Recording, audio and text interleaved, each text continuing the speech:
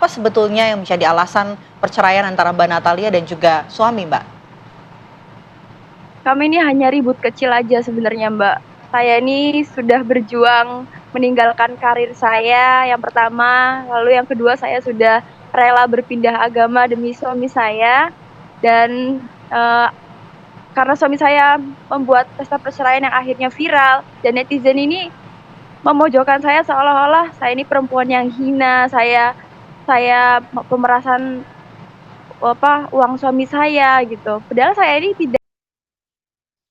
Salam sahabat Kristus dimanapun Anda berada dan dimanapun Anda bisa menyaksikan tayangan ini. Kita bertemu dalam program Apa Kata Pak Gem untuk edisi kali ini. Program ini mengungkap fenomena sosial dari sudut pandang firman Tuhan. Jadi secara tidak langsung kita sedang melakukan pembelajaran Alkitab yang berdasarkan studi kasus secara nyata. Di depan kita sudah melihat adanya potongan berita atau potongan juga video. Jadi beberapa hari ini, beberapa waktu ini ada peristiwa yang sedang viral, yaitu seorang laki-laki muda mengadakan pesta perceraian. Dia bercerai dari istrinya yang pernikahan mereka masih terbilang seumur jagung. Belum lama, belum mencapai hitungan tahun, bahkan mungkin masih terhitung bulan, bahkan mingguan saja. Masih berapa lama lah kemudian bercerai. Dan perceraiannya itu diadakan pesta, sehingga terkesan seperti pesta pernikahan, padahal itu pesta perceraian, besar-besaran. Dan itu yang membuat berita menjadi viral. Itu ada di potongan eh, surat kabar, potongan media online yang kami tampilkan di depan. Tapi kemudian beberapa hari berikutnya, setelah pesta perceraian itu berlangsung, sang istri yang masih muda, masih cantik itu, kemudian dia mengajukan laporan ke pihak kepolisian atas situasi yang tidak menyenangkan itu, dia melaporkan ke pihak kepolisian. Dan setelah melaporkan ke pihak kepolisian, berapa hari kemudian atau ya besoknya lah, dia diwawancara oleh pihak televisi swasta. Di situ saya tampilkan potongan wawancara dan itu yang membuat saya eh, kaget, membuat saya heran, bahkan penasaran. Oh, ini ternyata yang membuat dia bisa diceraikan. Ya, mengapa? Karena ternyata eh, nggak ada siapa-siapa ya. Shh, ternyata yang perempuan ini atau yang istri, dia adalah mu'alafwati, alias dia sudah pindah dari iman Kristen kepada iman atau agama seberang yang membuat dia bisa diceraikan dengan mudahnya dan menjadi seorang mu'alafwati istilah saya. Eh, Berarti sebelumnya dia kan pengikut Kristus. Kalau saja dia bukan pengikut Kristus, saya nggak akan bahas. Itu urusan mereka. Tapi yang saya sayangkan bahwa ternyata yang pihak istri ini yang pihak perempuan ini, dia ternyata sebelumnya adalah pengikut Kristus.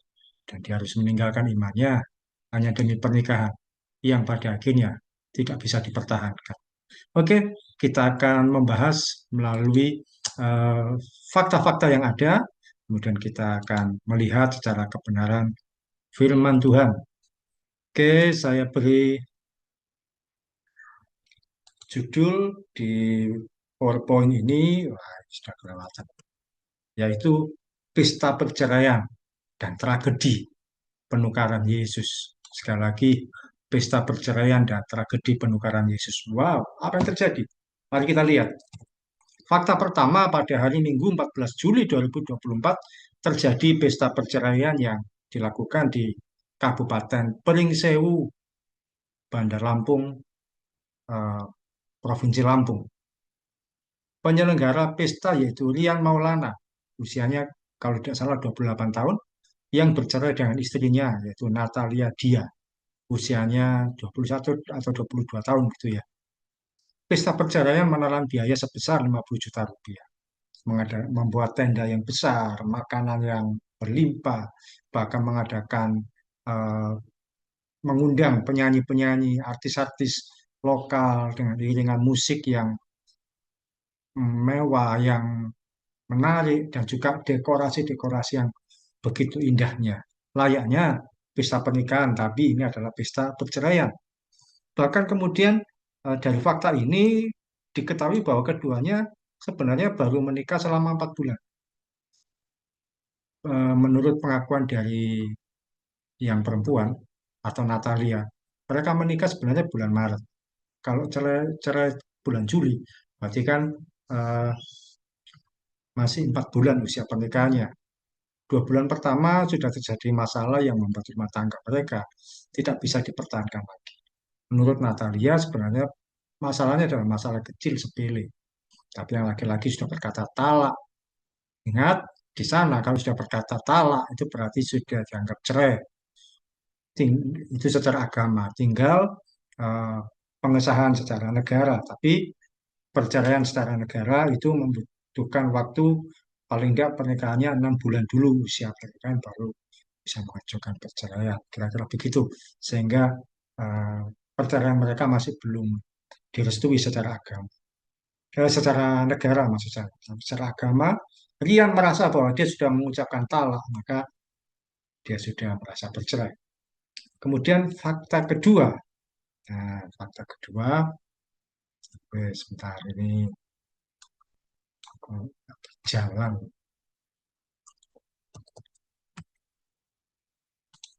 Oke, ya, fakta kedua, kedua pasangan ternyata baru menikah pada bulan Maret 2024, artinya kurang lebih 4 bulan yang lalu. Dan Natalia Dia Ayuning Tias ini merupakan finalis ajang Primadona Pantura 2023 yang ditayangkan oleh salah satu televisi swasta. Tentu Anda yang suka mengikuti eh, festival-festival atau kontes-kontes semacam ini tentu tahu ada ajang seperti ini.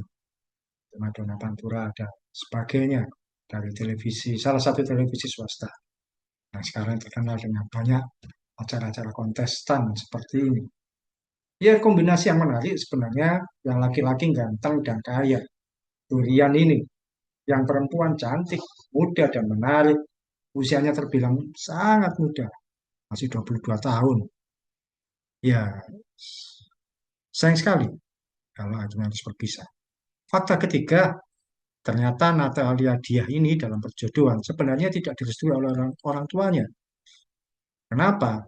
Di poin berikutnya saya sampaikan karena Natalia pun sebenarnya memiliki iman sebagai seorang pengikut Kristus.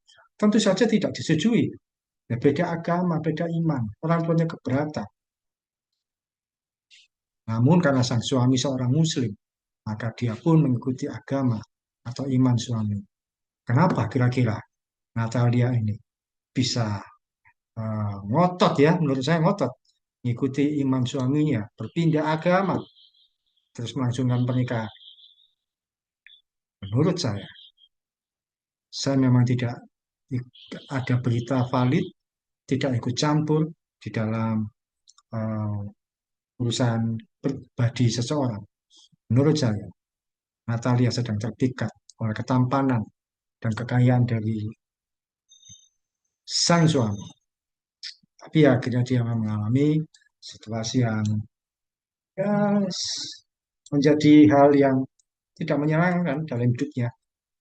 Hal yang tentu tidak akan bisa dia lupakan bahwa dia menjadi seorang janda dalam usia yang sangat muda, dalam usia yang ya masih terbilang belum terlalu dewasa lah, 1, 22. Dan itu yang sangat disayangkan. Oke, itu yang menjadi fakta ke-1, kedua, ketiga dari eh, pesta perceraian yang sedang berlangsung beberapa waktu yang lalu. Kemudian kita akan lihat eh, bagaimana sikap kita. Oke, ini kelewat. Bagaimana sikap kita? Kita akan melihat yang pertama, jangan mencari jodoh di luar iman pada Kristus. Firman Tuhan sudah mengingatkan dalam 2 Korintus 6 ayat 14 sampai 15. Janganlah kamu merupakan pasangan yang tidak seimbang dengan orang-orang yang tak percaya. Sebab persamaan apakah terdapat antara kebenaran dan kedurhakaan? Atau bagaimanakah terang dapat bersatu dengan gelap? Persamaan apakah yang terdapat antara Kristus dan Belial? Apakah bagian bersama orang-orang yang percaya dengan orang-orang yang tidak percaya? Jadi firman Tuhan sudah memberikan gambaran jelas batasan dan larangan untuk tidak mencari jodoh di luar iman pada Kristus. Perbandingannya banyak antara kebenaran dan kedurhakaan, terang dengan gelap, Kristus dengan Belial. Belial itu ya berhala waktu itu, dan bagian bersama, dan apakah yang didapat antara orang percaya dan orang-orang tidak percaya. Jadi firman sudah menjelaskan bukan hanya sekedar tidak seiman, tapi tidak seimbang dengan orang-orang tidak percaya, itu tidak seimbang. Kalau ditimbang itu ya tidak imbang satu dengan yang lain. Yang satu orang percaya, satu tidak percaya. Karena itu bagi orang tua yang punya anak-anak perempuan, jangan sembarangan menjodohkan. Termasuk kalau punya anak laki-laki, diawasi dalam dia mencari jodoh. Anda pun yang masih dalam status bujangan atau masih gadis, hati-hati. Jangan mencari jodoh di luar pada iman pada Kristus. Memang belum tentu yang seiman itu baik. Ada banyak orang-orang yang di dalam Kristus yang eh, kehidupannya secara iman memang mungkin masih belum baik. Tapi kalau kita mencari di luar iman pada Kristus, tentu akan lebih berantakan lagi. Yang kedua, pernikahan Kristen tidak menghendaki perceraian. Matius 19 ayat 6 sudah mengajarkan, mengatakan Tuhan Yesus berkata, demikianlah mereka bukan lagi dua, melainkan satu. Karena itu, apa yang telah dipersatukan Allah tidak boleh diceraikan manusia. Tidak ada syarat satupun yang boleh bercerai. Dan seringkali dipertentangkan, lu boleh cerai kalau berzina. Nah, Tuhan Yesus yang berkata, karena kamu keras hati. Ya sudahlah, tidak apa-apa. Tapi kan sebenarnya bukan berarti ada syarat bahwa di dalam Kristen boleh bercerai. Tidak. Di dalam Kristenan tidak ada syarat yang diperbolehkan untuk bercerai. Kalaupun ada, itu karena kekerasan hati. Sebenarnya tidak ada firman Tuhan mempermudah, mensyaratkan untuk bercerai. Kalau di luar sana, hanya dengan berkata talak, karena nggak suka dengan pasangannya, sudah bisa bercerai dengan mudah. Pernikahan Kristen tidak menghendaki perceraian. Sayang sekali kalau Mbak Natalia itu akhirnya memutuskan menikah dengan seorang yang tidak seiman. Dalam usia muda dia sudah kehilangan status yang tentu tidak baik di hadapan masyarakat. Walaupun tidak ada yang menghendaki, tapi ya masih muda, sudah tidak ada suami.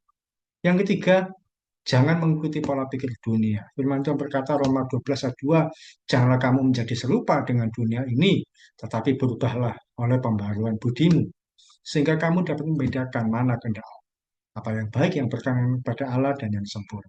Seringkali kita ini mudah mengikuti pola pikir dunia, sampai lupa dengan pola pikir firman Tuhan. Pola pikir dunia itu bagaimana? Nggak apa-apa menikah walaupun nggak seiman. Toh Tuhannya itu sama. Tuhan itu ya sama saja. Ya sama-sama mengajarkan kebaikan.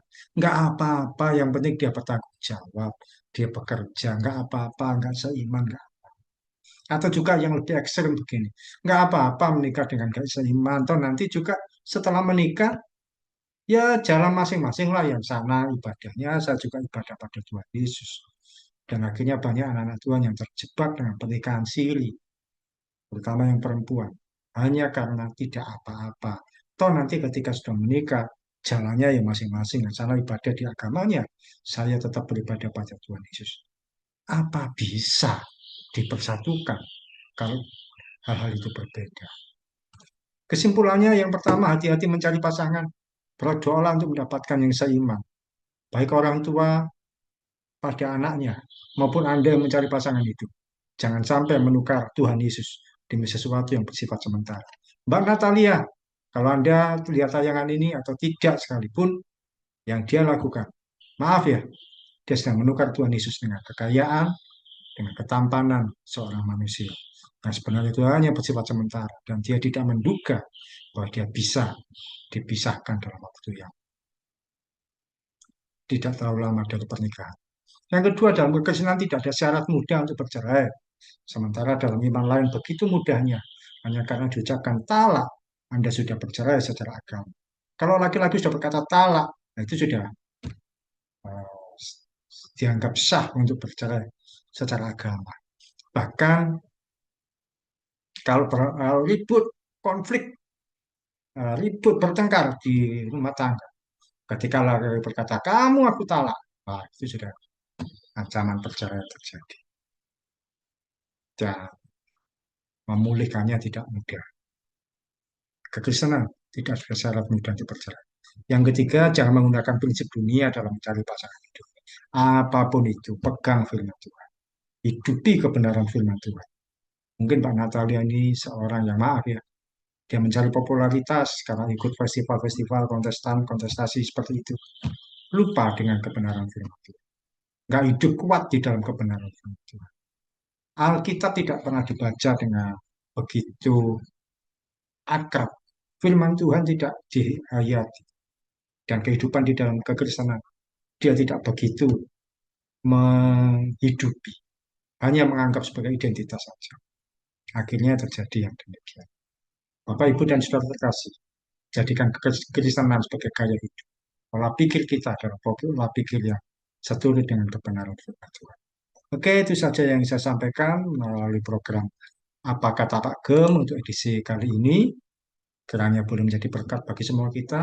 Program ini boleh membangun iman, membuka wawasan, dan membuat kita mengenal Kristus secara dekat dan nyata yang termanifestasikan dalam kehidupan kita sehari. Salam dari saya Pendeta Ogi Harjo dari Wispa Ministry. Tetap setia sampai garis akhir. Tuhan Yesus memberkati.